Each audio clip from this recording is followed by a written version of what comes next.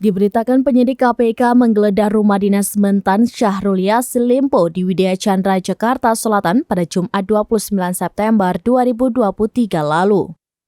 Aksi penyidik KPK itu ditemukan uang berbagai pecahan dalam jumlah yang sangat besar serta 12 pucuk senjata api.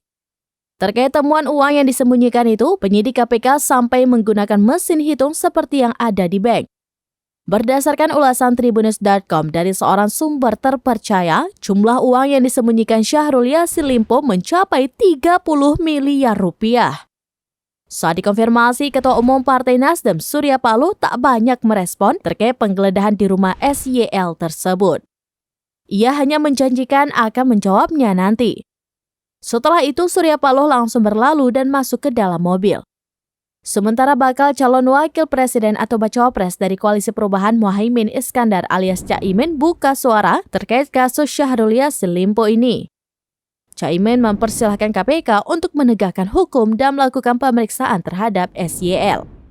Tidak hanya itu, dirinya berharap semuanya akan baik-baik saja. Pernyataan itu dikutip dari YouTube Kompas TV saat ditemui di Sidoarjo pada Jumat 29 September 2023.